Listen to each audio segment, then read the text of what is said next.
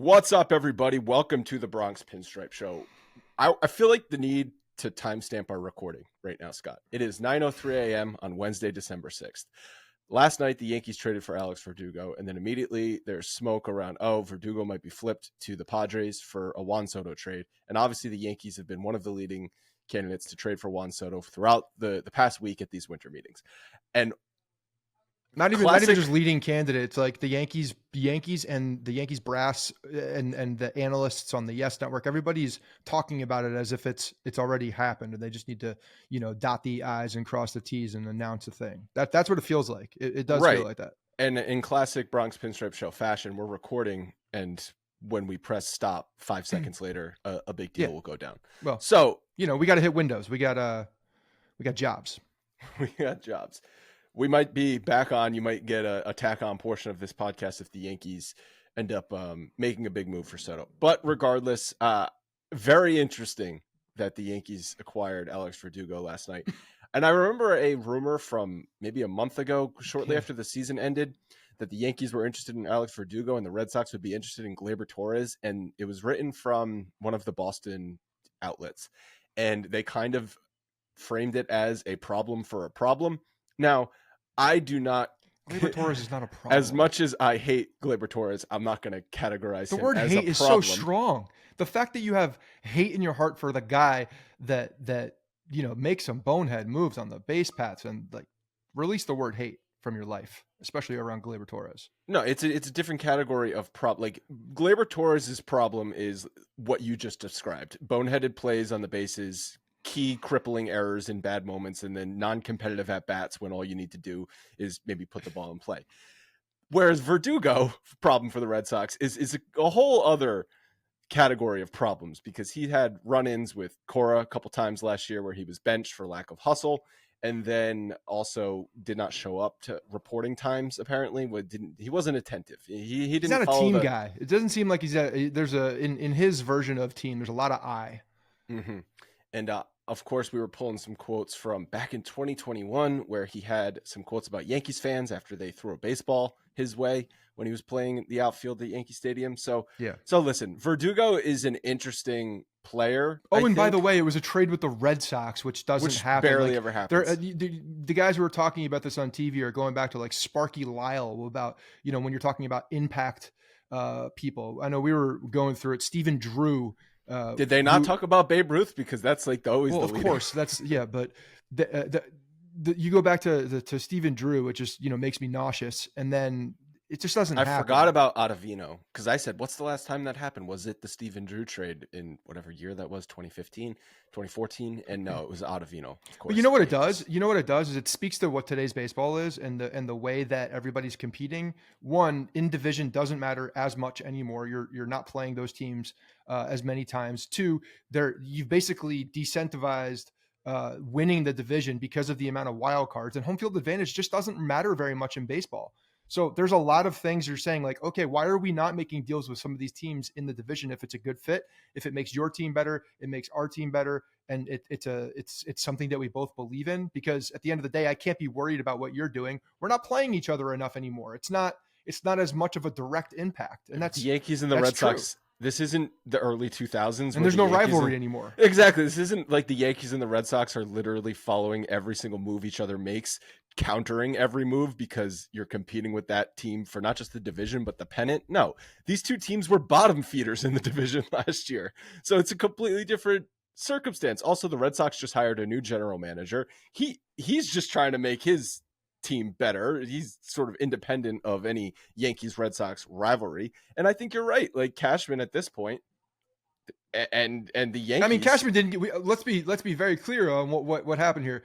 Verdugo, average player, has definitely had some. We'll talk about his numbers and the fit on the field.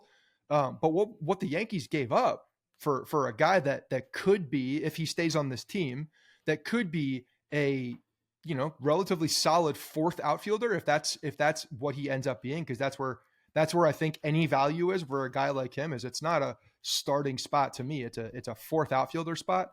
If that's the case, what they gave up for a guy that does fit what they need as far as left-handed, puts bat to ball, he plays decent. I think that what's being said about his defense is probably a little bit overblown. I think he's probably a better defender. And we were talking about this before we hit record, but you were mentioning right field at Fenway Park. It's probably one of the hardest right fields to play. So negative, numbers will be down a little bit when you consider where he played half of his game. So on the field, like baseball wise, take away the fact that the guy looks like a garden gnome and he doesn't appreciate Yankees fans, and there was an altercation. Like the fit on the field is decent, and they didn't give up much. They didn't give up. When I saw the names that were there, I'm like, man, why did the Red Sox make this deal? They really wanted Alex Verdugo. They didn't want to pay Verdugo his $9 million. They wanted him out of the building, for sure. Because they traded him for Greg Weissert, Richard Fitz, and Nicholas Judice. And Weissert was a 40-man guy for the Yankees, so I don't even know if the Red Sox. I guess they'll just stick him in the back of their bullpen. And then two solid bullpen guy, two right-handed prospects that are lotto ticket. Well, Fitz was I think he was the one, right? Last year was the pitcher of the organization. He had a good year, but again, like I don't take a lot of stock in those. These guys are a dime or a dozen. For Chance Adams, again, just every time you hear that, just remember the name Chance Adams. I just think the Yankees have a dozen of these guys that come through the system every 2 years that are just like, oh, what's he going to be? He's going to be the last guy in the bullpen. That's what he's going to be. Yeah, or a rotational guy at the end to fill in when someone's hurt or they need to skip a day. Yeah. What do you think is more likely, that Verdugo ends up being on the Yankees roster this year, as you said, as maybe a starting outfielder start, and then ideally Dominguez comes back midseason and Verdugo can move into more of a fourth outfield spot, or he's flipped to the Padres for Soto? My first gut was like, oh, this is a flip. This is let's get some major league talent so it doesn't hurt as much on the Padres side for them. One, losing a player, they can fill a player with a major league player that can come in and play and takes away from potentially the sting of whatever the delta they believe is Michael King and Clark Schmidt. And so my hope is that they're flipping Verdugo. It's Clark Schmidt. It's not Michael King. And then they're adding in some 4 to 5 sprinkle in prospects of good prospects. I'm not saying that they're throw-ins, but guys that they're looking at. I think the linchpin of that whole thing right now seems to be Michael King. So they're trying to lessen that. And if that is the case, and understanding who they gave up to get Verdugo, and then that puts it over the top, then great. Because why would that put that over the top for the Padres? If the Padres are truly seeking the prospects plus Michael King is the guy that they've targeted from the Yankees, how does Verdugo put that over the top? Because like you just said, Verdugo's a nice player, but he's a league average outfielder. Like maybe because the Padres are in a position right now where they need to shed significant salary. They need to shed the dollars off. They got loans to pay. Okay. They got things, they got deadlines to meet. No, I know that, but they have Soto's on the books for only this year. I know he's and so is Verdugo, but they have a good product. I don't think they want to, if I'm looking at it from the Padres standpoint, I need to shed salary, but stay competitive. And no, he's not remotely close to the same player, but it's a guy that can fill in admirably and play that position and keeps you still, competitive as a team. So I see that. That's where I see the value. And I don't think that the delta between Schmidt and King should be all that huge. It's not that big. But if you're clearly the Padres, according to reports, the Padres like King over Schmidt. Yeah. And so even though King has less control, right? 2 years of control on King versus, was it 3 more years of control on Clark, or 4 more years? Has Clark Schmidt even entered arbitration yet? We should know this. I'll look that up in a second. But there's more control with Schmidt. First year, and there's also less of an injury history with him too. But maybe lower ceiling, call it, right? Sure. Regardless, if you're the Padres and you like Michael King, I don't see how taking away Michael King and adding in Alex Verdugo, that should not say, oh, okay, I guess we'll do that instead. It's like, no, if you've targeted King as your guy, you're going to hold firm for King. Verdugo is not going to change our opinion on that. That's how I would view it as a Padre. Unless the Padres are talking about, hey, we need to compete. We need to compete this year, and go out and sign some other outfielder then for $9 million. It's not like you could just find a guy like Verdugo off the street. I mean, he's not a bad player. He's got his numbers, especially if you take the average of the last 3 years. Like he's not a bad player. He's a I'd say people are saying he's league average. I think he's above average. He's an above average player, offensively especially. And the way that the game is trending with more contact, you got to get guys on base. Like, he is one of those guys.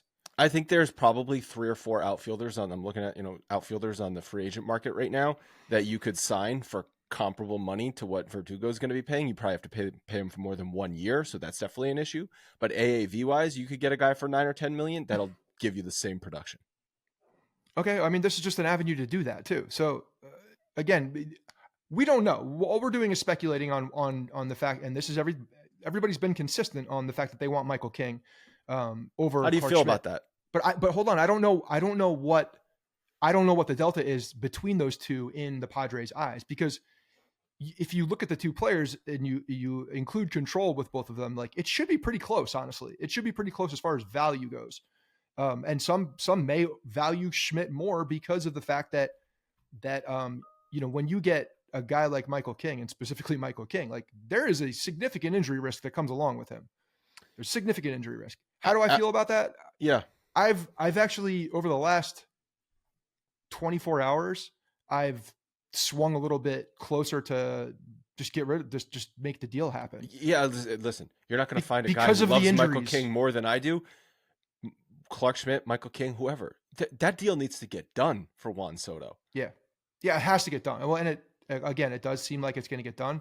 So, maybe they, hey, Cashman, here's your challenge. We need a starting left fielder now. Go get us one. So Michael King, I'm very optimistic about what Michael King can contribute for the Yankees this year. The Padres are the Friars. He's got like that Friar beard, Oh, walks it double. You're thinking Verdugo? That's a two-way player. Verdugo, left fielder, also mascot. You think Verdugo, if he stays on the Yankees, they're gonna have to have a shaving ceremony? Remember when Johnny Damon did that? No. I was hoping they would flip him before all the images, the shitty images come out with him. If I'm Alex Yankees Verdugo, hat with all the beard stuff, I hate those. I hate those pictures. And I really do value my Amish beard. I'm definitely waiting until spring training before I start shaving, because you might get flipped again. Yeah, oh, no doubt about it. Do you think he wants to be a Yankee? No, he does not want to be a Yankee. After, altercations with the fans, him going out there, and I can't see him wanting to make that. That said, like, could be a little bit of a, you change teams like that. You go from Boston to New York. It lights a little bit of a fire, and clearly he needs a fire because he's late to everything. You were joking before, because he got benched for lack of hustle and not being attentive to reporting times. And you're like, well, perfect for Aaron Boone. Like, yeah. You don't want to hustle out there. Yeah. No accountability. Don't pull a hammy. That's okay. You can just jog around. We're good with that. Alex Cora actually holds players accountable. So he got benched twice for things that don't meet the expectation of type of effort that you want from someone, whether it's coming in at a particular time or, effort on the field of doing the actual baseball activities that you're doing in game. Aaron Boone, no problem. Like, this is the place for you. Lack of accountability. This is the place for you. You can have ice cream sundaes, whether you eat your dinner or not. That's why I am worried from a clubhouse fit for Alex Verdugo on the Yankees, less so than an on-field fit, because I do think there's a world in which the Yankees still acquire Juan Soto. Alex Verdugo is the outfield with Aaron Judge starting outfield. And is that an amazing outfield? No, I think there's a lot of defensive questions in that outfield, but that's a hell of a lot better than last year's outfield. That's for damn sure. It's also very Yankee-ish to assume that the guy who's coming off of a significant toe injury is just going to go and who's also, one of the biggest human beings playing baseball. What is he, 32 years old, going over and playing center field full time. That's also very much down the Yankees path of expectations. Yeah. Let's make sure that we're putting our guys in. And look, to everybody's he got hurt in right field. True, but Aaron Judge is also talking about he believes he's a center fielder. He can do it. I understand that. You already got your money. You don't need to prove anything at this point. You need to protect your up your value. Yeah. And I just and I know he can play it. I know for a fact he can play it. I don't want him playing it every day, though. I would prefer, obviously, Juan Soto and then Judge in right field, and you get someone more defensive minded to You play go get center field. Lee. You just follow the plan that Ilya and I put together, and the Yankees will be good again. Right, and that's Logan and I's plan had Bellinger. It doesn't seem like what was the report that Bellinger's seeking over $250 million on the market, and of course that's just the ask, right? The ask isn't what you're actually going to get, but yeah, I'm not. Someone stupid is going to pay him as much, and then he's going to be injured after a year and a half, and they're going to be. It's going to be the Angels. The Angels are going to go. That is an Angels move. They're not going to get Ohtani, and then they're going to sign Bellinger. I am not sniffing Bellinger for 9 years and $250 million. I'm not going near that contract. Well, I mean, and that was one of the big reasons why we also stayed away from him, because we smelled those reports. And again, if he's after the year he had, like he's going to try to push for that. Yeah. Once the dust clears with Soto and Ohtani, he's the guy. Right. Yeah. And Ohtani, yeah. And I think you'll get teams that don't get Ohtani pivoting to Bellinger. Yeah. So let's talk about Verdugo. You mentioned we've briefly touched on it, but like if he is a Yankee, how does he fit on this team? So last year, 2023, he had an exactly league average 100 OPS plus. He had a 324 on base percentage, 421 slugging, 745 OPS, and a 264 batting average. That is down from his career numbers and also the first 2 years or first 21-22 with Boston when he hit 280 and 289 with a little bit better than league average OPS plus. He's not a guy that strikes out. He doesn't have a ton of power, but I also think Yankee Stadium might lead to, call it 5-6 more home runs for him than he had otherwise. He had 13 home runs last year. Tell me if he gets 500 at bats for the Yankees, like could he hit 20 home runs playing at Yankee Stadium? Maybe. Yeah, he could.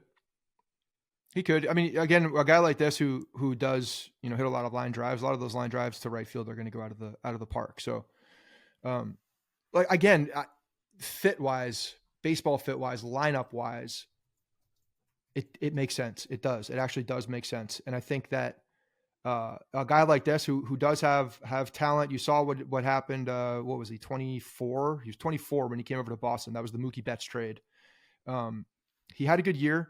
They were decently high on him, and then he started even when he started getting full seasons, 544. I'm looking at bats, 544, 593, 546. Like the guy put together solid seasons, and would be a significant upgrade, especially if he's a fourth outfielder. I don't like him as an everyday player for the Yankees. That said, he would be an upgrade if he were to. Here's where we are. If he were to play left field every day, he would be an upgrade for the New York Yankees today. And obviously. that's what I was sort of going through in my mind last night. I was like, I don't love that outfield, but compared to last year, oh my God, is that night and day better? Because the Yankees outfield was a complete dumpster fire last year. And it's a complementary fit too, as far as baseball.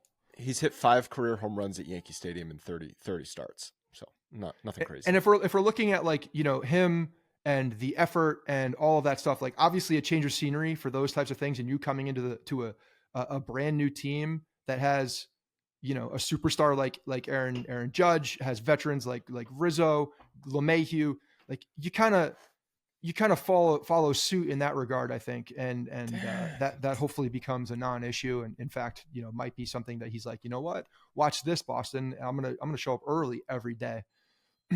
Didn't we just go through this with Josh Donaldson? And they're not on the same level. He's gonna be our asshole. They're not on the same level. I mean, one was 36 years old. One is 27 years old, going to be 28 playing. Difference. Yeah. There's a lot more upside with a guy with Verdugo. There's a lot less. The floor is a hell of a lot higher. Sure. Yeah. And the Yankees outfield floor with Verdugo in it is just higher because he's a solid major league player. He's not a replacement level player from AAA that they're just sticking out there for way too many games. Yes. And I am surprised. I'm still very surprised that the Red Sox made this deal with the Yankees, because it feels like this is the kind of guy that you want to go like maroon somewhere in like, Cincinnati or Seattle, or, just, kick him as far away as you possibly can. Not a guy that has some talent that can immediately come back and just bite you in the ass when you play them. Do you think there was a lot of teams out there just willing to pay fully on Verdugo's $9 million? Like maybe some teams were asking the Red Sox to pay half of that or something. No, I think because when you look at what he is and $9 million on a 1-year deal, this is also like, look at it this way too. This is an opportunity for him to rewrite the script going into a free agency year. I love that too. That means you got Glaber and Verdugo. Look at me, just going glass half full here, just putting some fucking rosy glasses on Alex Verdugo and his red chin strap beard. You get two motivated guys that are walking into free agent years. Like I do want those guys, those types of guys that are looking for more dollars and a bigger contract. And you're never going to get a player more motivated than when he's playing for a contract. That is, so you're always going to get peak motivation. And if motivation's the issue for him, well, you're coming into a new place in a walk year. It does feel like a good scenario for him to all of a sudden say, hey, I am actually a pretty decent baseball player. Let me show the world. I have no evidence to support this theory, but I believe if you have the same season in New York for Verdugo, say he got traded to the Mariners and had that same season, it's called like a 108 OPS plus, he will just yield a higher market value doing that for the Yankees than he did that doing for the Mariners. You know what I mean? Having a good season in New York is worth more for a free agency than having a good season elsewhere. Sure. You don't believe, you don't agree? No, I think it speaks to your mental stamina, and especially I just think you're in the conversation more because you're a Yankee playing for the Yankees. You're being talked about more. And I think just like you're more omnipresent in the minds of other teams. Oh, Verdugo, look at what Verdugo is doing. He's hitting 287 for the Yankees this year, playing a solid right field. Versus, oh yeah, Verdugo, like he's having an okay year in Seattle, right? I think I've seen him when he came to town. Well, the other thing is that again, if your major flaws in the eyes of baseball people around the league are effort and dedication to the sport, and like letting extracurricular things filter into your baseball activities, you getting traded to the New York Yankees in a walk year in the with a microscope on you, going from the Red Sox to the Yankees, which historically doesn't happen very often. There's going to be a huge magnifying glass on what you do.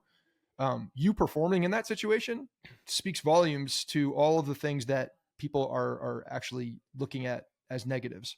And now you're just focused on what he's doing in baseball. So yeah, it's a huge opportunity for him. It's a huge opportunity for him, actually. The more I'm talking about it, the more I like yourself into I'm Verdugo. a little bit am, and I almost kind of don't want it to be a throw in now for Soto. So him as a fourth outfielder actually feels good. Can we like bookmark this, because it might be June 15th and we're like, I fucking can't stand Alex Verdugo. Yeah, I will. A doucher. I have full right to completely flip on this. This is just me in the moment. A lot of coffee, and possibly talking myself into it, not knowing if Soto is coming, but expecting Soto. If the Yankees don't get Juan Soto, hold on. We'll talk more about Soto in a second. But if Verdugo is the Yankees outfield acquisition this year, it's not good enough. Okay, not good enough. Not even remotely close.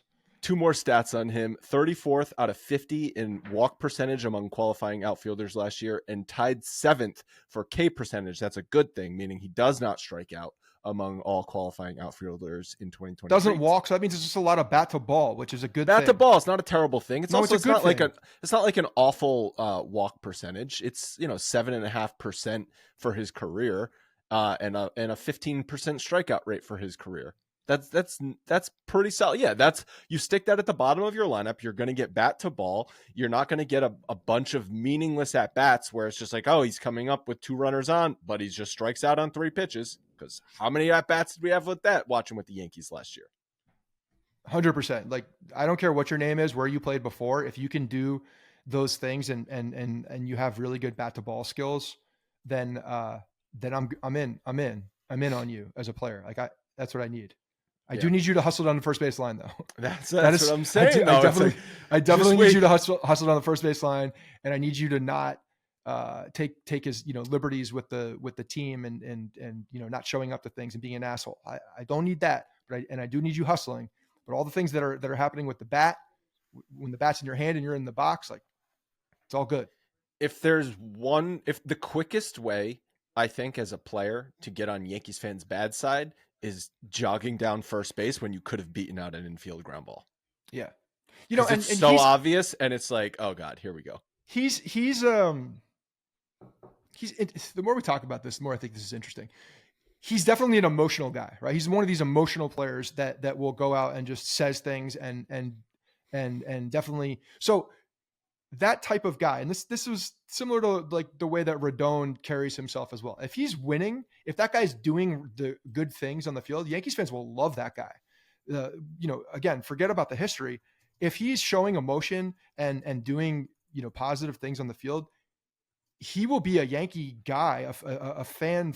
I'm not going to say a favorite, but he will be one in the good graces pretty quickly if he shows that emotion, shows that he does care and is doing it at Yankee Stadium with the Yankees uniform on. Like you can flip that script pretty quick. Yeah, and so a couple things that we just the guys have dropped in our chat here. So Joel Sherman just on Twitter said the Red Sox and Padres talked about Verdugo during last season, so it's possible that the outfielder could be spun to San Diego as a piece for the Soto deal, and a player who was once a key cog for Boston received in the Mookie Betts trade could become the much less expensive replacement for another star outfielder. Soto is due $33 million. Hold on, I thought Soto's due $27 million, but Sherman is saying $33 million for the Padres and Verdugo about $9 million. I mean, it's not a huge difference. It shouldn't prevent you as the Yankees, but anyway, it's I don't know. So it's just a link there for Verdugo and the Padres.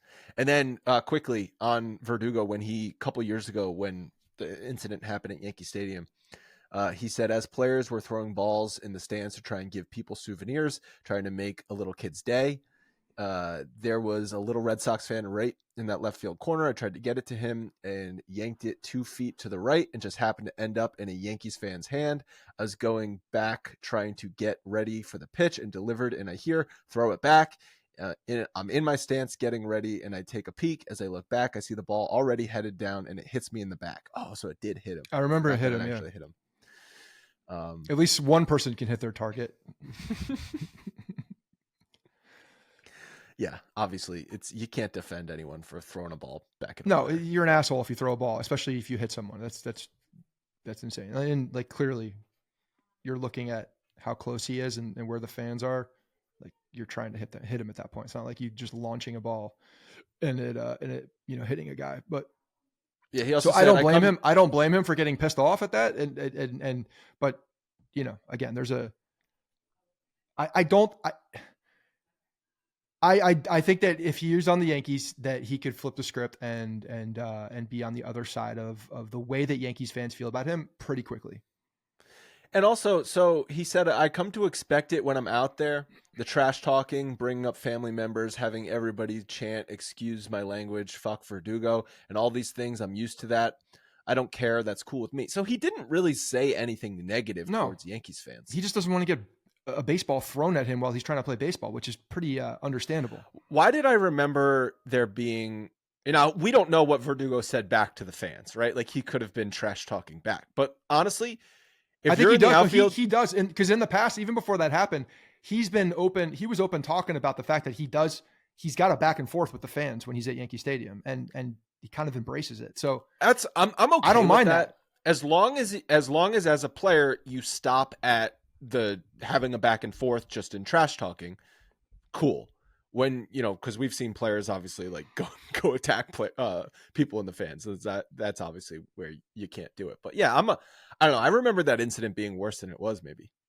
Have we just both talked ourselves into Verdugo? I think so. I'm still a little concerned about his, because on the baseball field, he actually fits a lot of the things that Ilya and I were looking at for guys to come out and join this team. We just didn't look at the Red Sox as a trade partner. I do want to get into more of the Soto trade talk specifics in a second. But first, the holiday season is notorious for being a time when you fall into unhealthy eating habits, or you might not have any time to cook for yourself. That's where Factor comes in, America's #1 ready-to-eat meal delivery service. Factor offers delicious flavor-packed options that meet many dietary needs. Calorie-conscious, keto-friendly, veggie, and vegan meals. There is something for everybody. It's a very super easy process. You pick your meals from a weekly selection selection of over 35 delicious options. Factor prepares and cooks them to perfection with their gourmet chefs. The food is then delivered by Santa Claus himself, Scott, directly to your door. All you have to do is heat it up. It only takes 2 minutes and boom, you are eating amazing food. The ingredients and meals are always fresh, never frozen. Also, Factor is not just for dinner. They have an assortment of over 50 add-ons, breakfast items, lunches on the go, cold-pressed juices, shakes, smoothies, and much more. This is definitely the best option for convenient meals that are also healthy and taste good. Head to factormeals.com/Bronx50 and use code Bronx50 to get 50% off, half off. Makes a good gift for somebody, makes a good just option for the holidays. Like I said, I think if you play your cards right, you could probably go like 4 weeks without cooking any food between leftovers you're going to get from going to family parties and Factor meals. Once again, factormeals.com/Bronx50. Thank you to Factor for sponsoring us. Delicious today. Meals too, by the way, just as an add-on. They very tasty. Very. Okay. So we obviously talked about the Soto stuff, but what prospects? So Dominguez obviously hasn't been discussed in this. So the rest of these prospects, whether he's been discussed or not, it was dismissed quickly. Sure, and I haven't seen Volpe's name in here. I've seen Volpe's name, like early days. Volpe's name was thrown in there and around because they were asking for the highest prospects, but it doesn't seem like that's remotely anywhere close to like it's the Yankees balked, obviously. In all of the most recent reports from these guys, no one that has been mentioned, and we have something from who's this from? Jack Curry.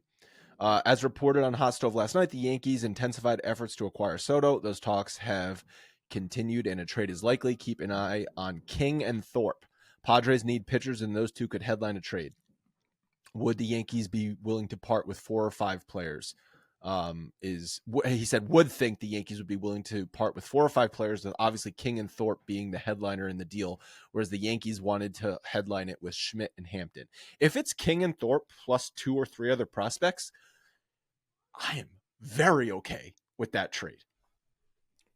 This is, and what everybody is on the same page as anybody who's talking about this is that the Yankees need to make this move, and it seems imminent that it's going to happen. So just pull the trigger. Whether it's obviously what would we would prefer Schmidt and Hampton. Sure, but look, like Hampton, Thorpe, I don't give a shit. I really don't give a shit. I'm gonna stop. There are a lot of people as like soon Thorpe, as I can't believe Thorpe. What are you doing, Thorpe? He's going to be this guy. On. Cool. No, give him up. It's I'm not prospect hugging anymore. This is not. We can't do this anymore. We cannot do this. When's the last time the Yankees have ever developed a starting pitcher that's been worth a damn, not named Severino, who had been hurt for the majority of his career? Jordan Montgomery. Okay, yeah, and look what happened. He wasn't even that guy with the Yankees, like a replaceable guy. If you look at what was on the field with the New York Yankees, so I don't believe it, and I don't trust it. And Juan Soto is a known commodity. I understand it's for 1 year, but that's 1 year that you can go and try to win the World Series, and that's something that the New York Yankees need to do. So yep. King and Schmidt could help you win a World Series next year, but they're not going to help as much as Juan Soto, and the rest of those guys aren't helping you this year to win a World Series.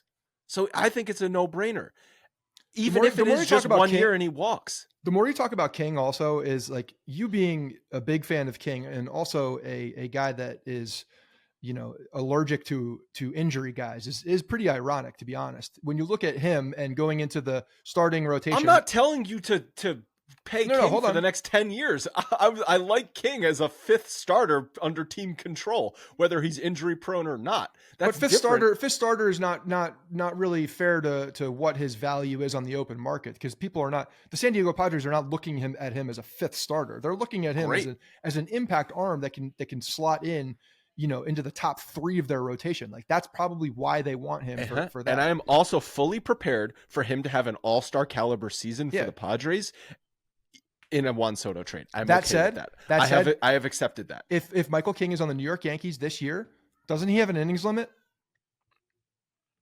Probably. That's a good question. He probably has an innings limit. And aren't you worried about the risk factor with Michael King, because he's gotten hurt in the past? He's had arm issues. Sure. And the way that he throws seemingly is more prevalent to an injury. Like You want to talk about an injury guy? He might be an injury guy. He very well might be an injury guy. Yes, his elbow exploded. But the Yankees, so we're that- not walking that alone- into next year with Michael King slotted in as the number 2 pitcher, and if he goes down, the rotation is screwed. They're walking into next year with him competing for a 4th or 5th rotation spot. Correct. I'm okay with that for an injury guy who you have not paid yet. Where I don't like injury guys is where you're counting on them to be major contributors, and if that goes wrong, you're screwed. I get it, and that's why when I'm talking about the two, if this discussion is solely focused on Michael King, Clark Schmidt, and you got to give up one and you or the other to make this deal done, then as I mentioned, like the delta between the two of them value wise, I don't think it's that different. I do think there's a lot more upside with King for sure, but there's a lot more risk. Clark Schmidt is a guy who had Tommy John coming out because when they drafted him out of South Carolina, he missed a full year. He had Tommy John, I think, right after he was drafted. So he's kind of been there, done that, and he's probably at less risk because of that reconstructive surgery at this point. Which and we've seen improvement on him. We've seen improvement. He's got a good repertoire, like him sliding into the back of the rotation, you're going to get innings. And if we're looking at that, if we're looking at some consistency, we're looking at dependability at the back of the rotation. Do we need that high upside guy in this rotation when really we just need to not have the cycle of Vasquez or anybody else coming up from AAA who is a very clear number 5 swingman type of arm. Like it gives you some stability in the back. So I don't think, yes, give him up. You got to get Juan Soto at the end of the day. That's it. What are you going to say, Logan? No, I was just like in my head, I was thinking about how much those 9 starts that he made that the Yankees ended up making him start at the end of last year makes this trade possible. Because what Scott says, I mean, I'm looking at his baseball reference page. He had in 2018, that was his breakout year with the Yankees. He had in the minors, he had a 1.79 ERA and threw 161 innings. But since then, I mean, he actually ended up. He threw 161 innings. Wow. In 2018. Well, he was a starter in the minors. Yeah, I guess so. You're including the minor leagues plus. Yeah. In 2018, that was all in the minors. Oh, okay. So then he made his debut in 19, but between the two, he was bad. He was hurt. He only threw 2 innings that year in the majors, but he was bad in the minors. 2020, he wasn't good either for the Yankees, right? 2020 he came up, made a couple spot starts. Yep, he was bad. And then 2021 was the year that they put him in the bullpen. 22 games. And he had a breakout. And 3.55 ERA, 63 innings. 2022, 51 innings. Then he got hurt. Last year, he ended up throwing 104 innings, and he was really good. But he hasn't 104, 104, as you said? What is which means he's good for about you'd say about 125, 130 next year. There's a lot of unknown when you start ramping up into the 140, 150, 25 starts range. at 5 innings. Yeah. No, you're looking about probably 15 start, and then you got. I mean, he was more valuable for the. I don't know, more valuable. He was very valuable in the Yankees in the bullpen. But if he's just a bullpen piece, he's probably not valuable enough to get this deal done. No, he's not. No, I agree with that. So you're saying the end of the year Padres, because we kind of were questioning it. Like it's cool, like let's see it, but like you know what I mean. Like we're just seeing what we got. You know, the Padres clearly would be acquiring him to be a starter, not a bullpen guy. Right, for sure, absolutely. Well, who's the guy on the White Sox that got traded from the Red Sox? What's his name? He went over with on the sale trade in the sale trade. Oh, the Cuban Moncada? Moncada. No, the pitcher though. He throws like 106 miles per hour. Huh? Michael Kopech. Yeah. There's a lot. It reminds me of like if you're looking at the type of player. There's just a really big high risk for injury. To your point about Schmidt being more dependable 5th starter, like you could slot him in for 30 starts, and he's probably going to have a worse ERA and a worse rate stats and everything. But if the Yankees are going to go out and acquire another starting pitcher, be it Yamamoto or somebody else on the free agent market, then I actually do agree with you that having Schmidt versus King is, I think, a little bit more comforting for the Yankees rotation. But if the Yankees are looking for upside in the rotation and they're not going for a big free agent pitcher, then having King there definitely gives you more upside. And all indications are is that they're very, very, very much in Yamamoto, and they believe that they are in a good position to land Yamamoto. So if that's King the case, if King had 3 years of control instead of 2, do you think this would be a different conversation? Probably, but again, at the end of the day, what does it come down to? Getting Juan Soto or not getting Juan Soto? That's the end. That's what it is. That's what it is. Yeah, but I think a lot of people, I would still do the deal, but I think the Yankees even like would completely balk at it. Seems like they are a little bit balking at King, but I think if it comes down to it and the Padres are like, sorry, it's King or this deal's not getting done, King is going to San Diego. Yes, who's going to blink? The Padres need to get rid of that money, and they will. Whether it's to the Yankees and getting what they want, they will get rid of that money because they're going to trade Soto in one way or another. It's happening. So I don't think that when you're looking at leverage and making sure that they're getting the money off the books, which is extremely important for them, that's going to happen. It's a matter of going over the top. And listening to some of the guys, I'll just been listening to a ton of baseball talk over the past 48 hours. And when you're looking at what the Padres are doing and what the market looks like, there is a real, I think Curry was talking about this last night. There's a real situation where if Ohtani does happen before Soto happens, you might get a lot more players in on Soto. You might get more because of the dollars. All the teams that were potentially going to sign. I just think that when you're Ohtani, looking at allocation of money, obviously both of them are going to be tying up significant AAV next year. And then there's, unknown with Soto, whether you sign him or not. But I think that there's more people that come into play with Soto at that point. And reports are Ohtani down to 4 suitors: Dodgers, Blue Jays, Angels, and Giants. Blue Jays out of the clouds, I guess. Okay. And he apparently circled the Blue Jays even during the season. So that's an error. That's one that he had been talking That's to. interesting. Yeah. Okay. Yankees interested in a reunion with Wandy Peralta, obviously, and your guy IKF. Seriously, 12 teams have interest in IKF? Yeah, man, 12? he's valuable. He's a utility guy. Utility guys are valuable. How much is he going to cost? What, didn't he get like $6 million, $6.5 million? I was going to say 7, 8 million. He's going to be he's a similar, probably maybe 9 million. Yeah. He's versatile. And when you have a versatile skill set, you become more valuable. Less guys that you're competing with for that type of position. Aren't as many guys. He does a lot of things. There was also, Mike Exisa in his, what does he do? Patreon. He said last night, I guess, that he's hearing rumors the Yankees might make a move for a catcher. They have, 6 catchers on the 40-man roster right 19 now? catchers on the 40-man. Yeah. Well, they've drafted a catcher pretty much every year for the past decade. So ambidextrous, that's what happens. Right-handed, left-handed, all of the above. I would be surprised if they went out and upgraded the catching situation. I would be. It feels like that type of deal. I don't know. I feel like with what they have currently, they believe that the catching situation could be taken care of for years. Oh, okay. So I misunderstood. Seems like they're trying to unload. They would move a catcher. I took that to mean the Yankees make a move to bring in a catcher. So, okay. That's a different story. Yeah, that obviously makes sense. You've got too many catchers on the roster. You don't need all those catchers. Yeah, and when you put them on the 40-man, you're valuing those guys so you can trade them. I mean, it does make a lot of sense. And that's interesting because one, Higgy's still here for one more year at max. If he's still here, but I'm saying like right now, current situation, he's still here. Yeah. I don't expect him to be. I thought he was going to be part of the non-tenders, but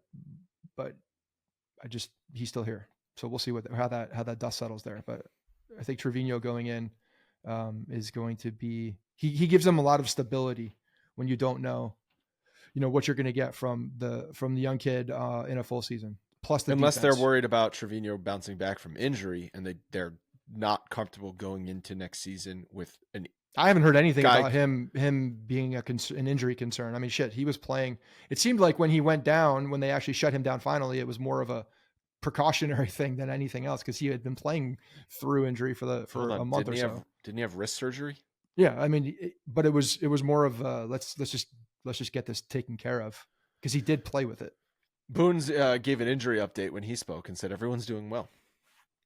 Rizzo, Judge, Cortez, Dominguez, and Trevino are all doing well.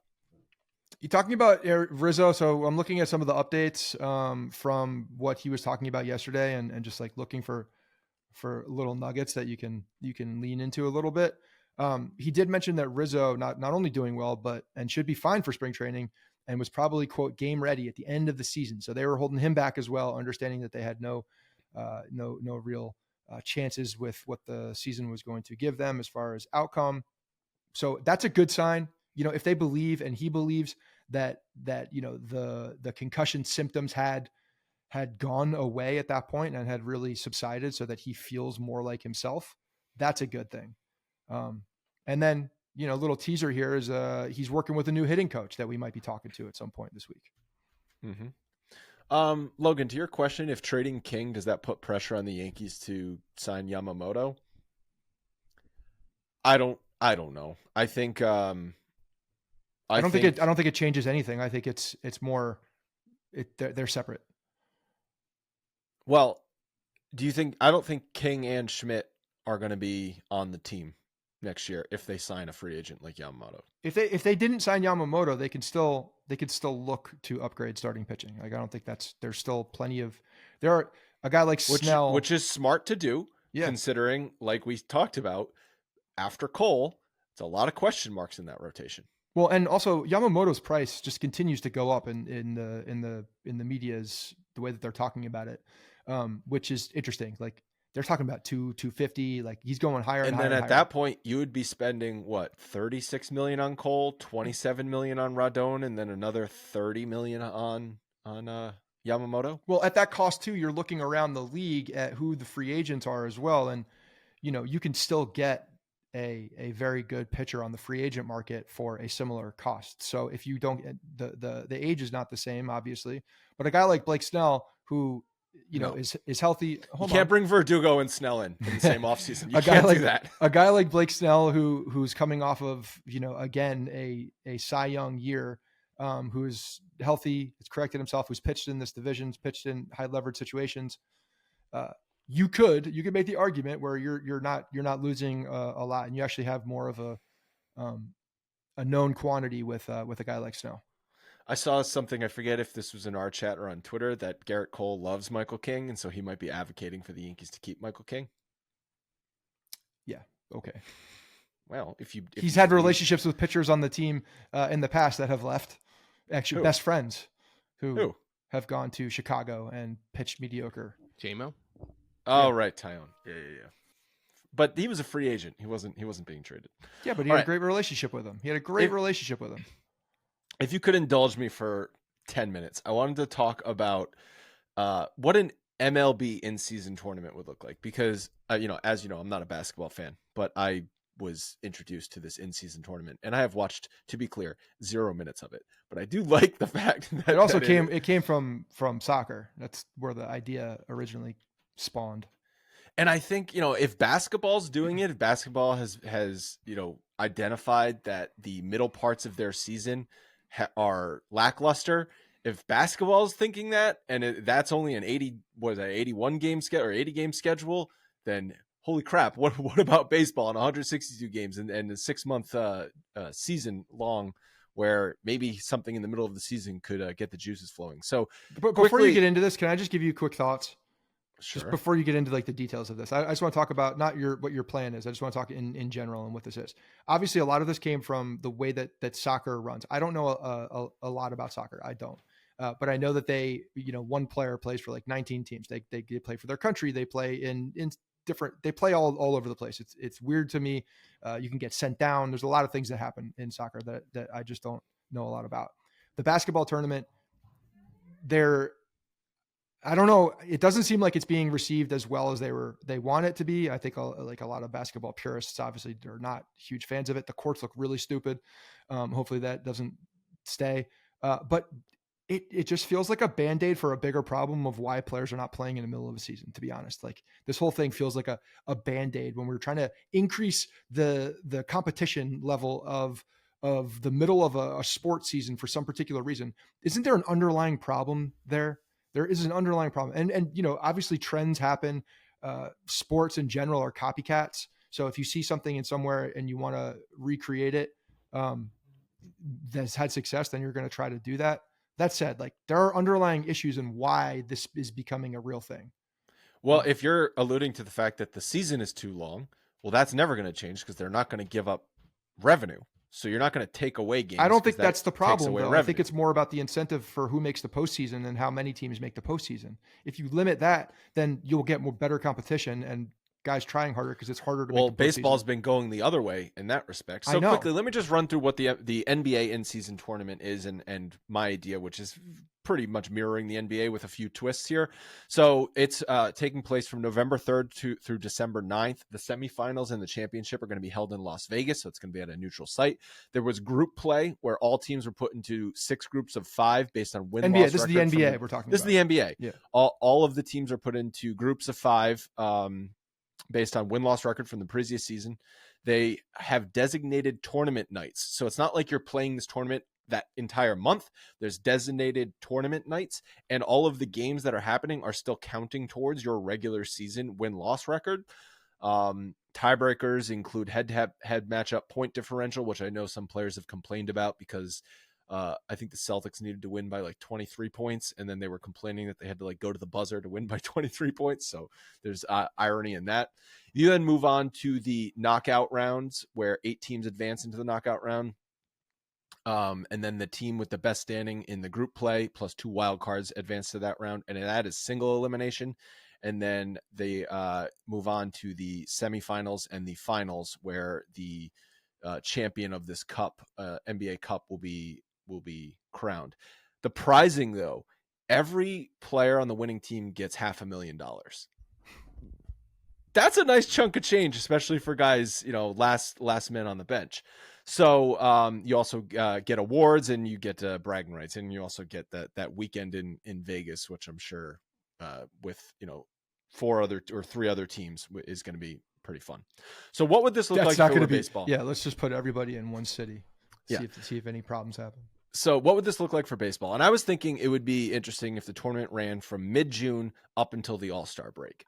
And the semifinals and the finals would happen the weekend leading up to the All-Star game at the site of the All-Star game. You sort of make it like a mid-season, point. So it's not just, mid-season championship. It's not just the home run derby and the All-Star game anymore. You've also got this MLB Cup or whatever the hell you want to call it. I admit the logistics of this are much more difficult because baseball is an everyday type of sport and you play series. You don't just play one-off games in a single city.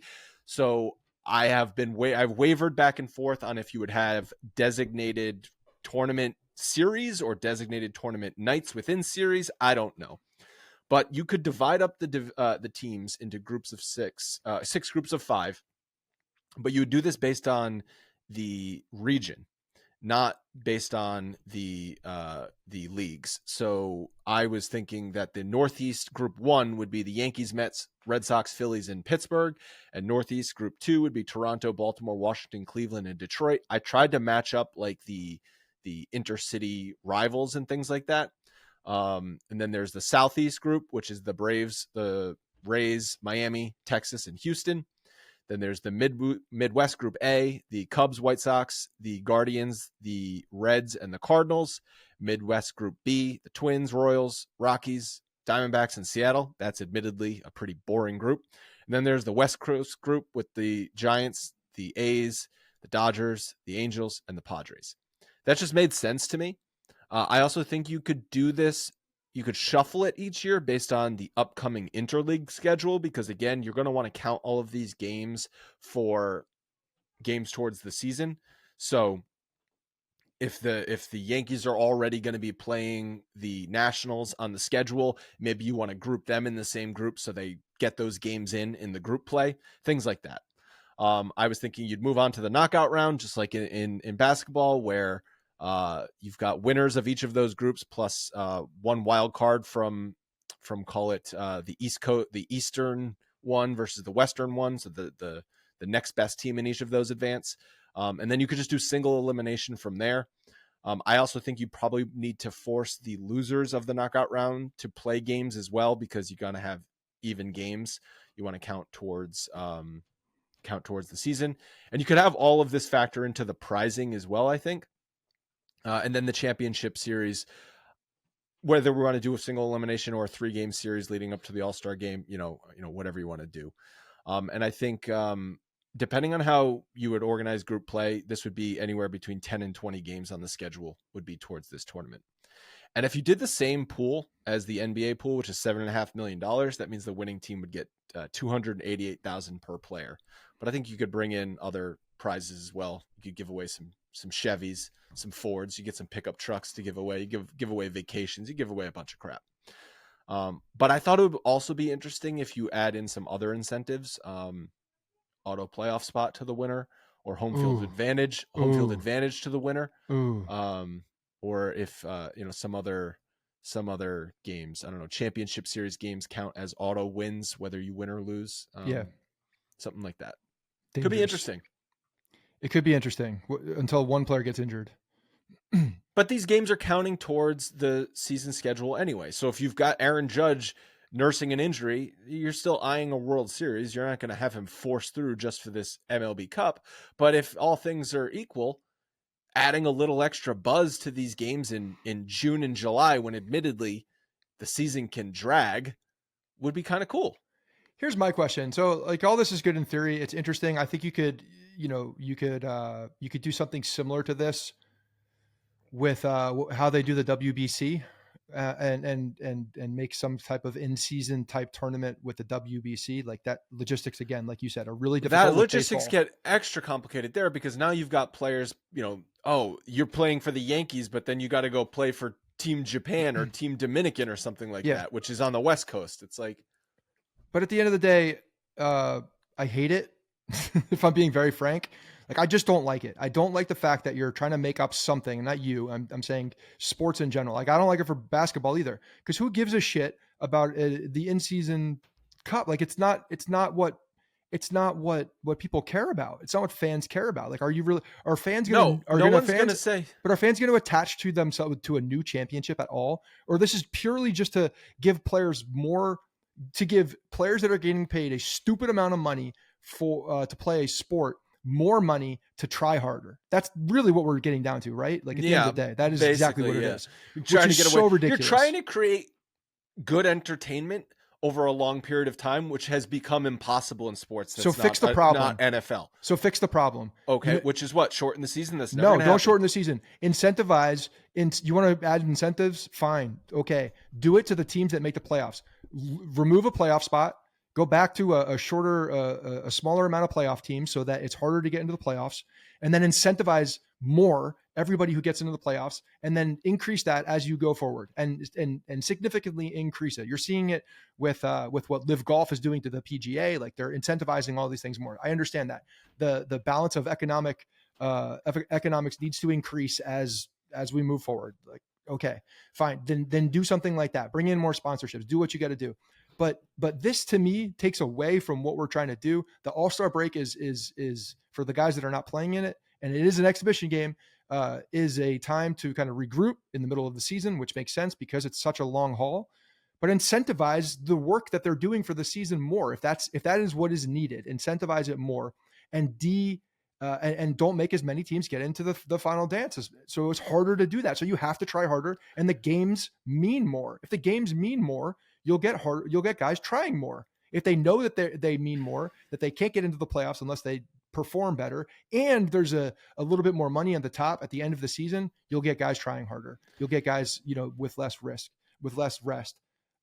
That's where I think it is. Because I think one of the bigger things, honestly, and when you're looking at why this has become a thing, especially in basketball with load management and such. Also, the contracts are so large for these players. I think a lot of this is coming from ownership saying they want to protect their players. So you add more opportunities for them to get injured in the middle of the season. Like, I don't think that helps that side of it either. Did you know that in the 1981 season, which had an MLB strike, they had a first half season and a second half season, and then the winner of the first half season automatically got a playoff spot, and then winners of the second half season automatically got playoff spots? Yeah. So this is kind of that. Yeah, this is kind of what happened. Why didn't they keep it? Well, they did it just because the strike happened in the middle of the year. Yeah.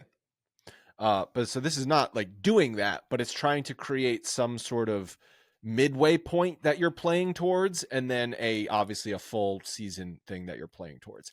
Now, I agree with you that having too many playoff It's just spots. It's a band-aid. It's away. a band-aid to the problem. Right. Fix so the problem. For baseball, how would you fix the problem? Would you just go back to the 3 division winners and the 1 wild card, or would you want to see 4 divisions, split it into 4 divisions, and then only you have to win your division to make the playoffs, or 2 divisions and you have to win your division to make the playoffs, and only 2 teams make the playoffs, and you skip division series and wild card series, and you just go straight to ALCS, which is playing for the pennant, and then you go to the World Series, which is kind of what it was back in like the 60s. Okay, you want to go to a realignment and do it that way? That's fine. Like I think that could work. That would be interesting. I think you get these mega divisions where the Yankees are basically probably going to be in a division with all the East Coast teams and East Coast American League teams, and then all the West Coast American League teams are in a division. Something like that would make it more interesting, I think, and that's the case. But at the end of the day, like you need to incentivize players for getting in the playoffs and then make it harder to get in the playoffs. Then the games will matter more. Like it's not rocket science. I don't think it's rocket science. And I feel like all this shit is just trying to be cute and add more, they're looking at TV rights and potential revenue coming from the new uniforms that they're putting on, these ugly ass courts that they're putting on that are just eyesores when you're watching it on TV. It's like they're just getting cute with a lot of the shit. And I understand that maybe this is old guys yelling at clouds, but if you want the game to be better and you want the game to be stronger, whether it's any sport, then fix the issue at the crux of the issue. Don't mask it with some bullshit like this, because this is a marketing play. Yep. That's what it feels like. It's a marketing play. It doesn't make the game better and more entertaining. It could, though. And wouldn't you be interested in that? Wouldn't you rather watch a more competitive game on the weekend leading up to the All-Star break if it meant they're playing for some sort of I don't think tournament? that the games are not competitive. The games are not competitive for the Yankees last year because the team sucked. But for the most part, like I think baseball has, a pretty good integrity of how they play the games on a daily basis, to be honest. But there's it's not the issue that it is in basketball. There's too many games, though. Maybe you're playing just like it's June 26th and you're playing another game and it's against the whatever, the Royals. It's like snooze. Sometimes, I mean, I understand that part of it, but again, like you de-emphasize what the meaning of those games are by adding playoff teams, and you're just de-emphasizing what happens in the middle of the season. That's. I liked my All-Star game idea, though. I think that'd be cool. Like creating that seems cool. It does seem cool. Like you have like a really cool weekend of that stuff. Yeah. That would be fun. But again, like you do that, like maybe the WBC championships are in that too, like every 4 years, something like that. I don't need this to be every year either. Even more so the WBC thing, even more so to your injury thing. Because like if at least these games are all counting towards a regular season schedule. So you're like, well, Aaron Judge is playing, but this is counting towards the Yankees win-loss record. If Aaron Judge is playing for Team USA, that's not counting towards the Yankees win-loss record. So I know, and I don't like that. I don't want some in the middle of season that's counting. That's where I have a problem with it too. But then you really get a case where players are not going to play in this other thing when it has no impact on your actual. You're playing season. for different stakes at that point, and that's what soccer does. Soccer does that where they play for their countries, and there's for whatever reason it doesn't seem like injuries are as big of a thing in soccer. Yeah. A couple things real quick. Curry's announcing, or just not announcing, but he's tweeting, and read between the lines here because I just quote tweeted it, but this deal is done, man. This is what he tweeted 23 minutes ago. When a trade of this magnitude with a superstar in Soto and 4 or 5 other players is being sorted out, many issues need to be resolved, including medicals. And when multiple pitchers are involved, those various injury histories need to be reviewed. It's all part of the process. That was a standalone tweet. That was not in response to anybody. He just put that out there coming from nothing, from absolutely left field. Read between the lines here. The deal is done, and they're looking at Michael King's elbow and seeing what the deal is. And if you're looking at what he tweeted 35 minutes ago, as reported last night on Hot Stove, the Yankees intensified efforts to acquire Soto. Those talks will have continued, and a trade is likely. Keep an eye on King and Thorpe. Padres need pitchers, and those two could headline a trade. Would think the Yankees will part with 4 or 5 players. So it's King, it's Thorpe. They're getting medicals on both of those pitchers, probably a big microscope on King right now and his elbow, and making sure that they believe and they feel good about how it's going to hold up for, the rest of the time that they have him. And then 2, there's 4 to 5 other players. Like they've circled around this 4 to 5 other prospects. this feels like a done deal. This feels like what the deal is going to be too. And it feels like they're just going through medicals, dotting I's, crossing T's, and this deal is going to be announced once those happen, assuming Michael King passes all the tests. So I think then the thing is Verdugo in or not? Did you just say that? Yeah, no, I didn't. Verdugo was not mentioned in there. Yeah. So if that's the case, then we just talked ourselves into it, which is a good thing. Now we're in. And he's a fourth outfielder if that's the case. So do we need to get back on and do more podcasts? Because like, what am I? Listen, if Juan Soto gets officially acquired at 2 p.m. today, all I'm going to get on here is say the exact same thing. I love it. Great job, Yankees. Yeah, I want to talk about it because we're going to hear more information. We'll talk about, there'll probably be more clarity on Verdugo maybe. Yeah, so if this deal goes down, expect to hear from us at some point. Got to shuffle some schedule things, maybe. All right. Well, maybe. But it does feel like it's happening. Or we'll talk to you next week.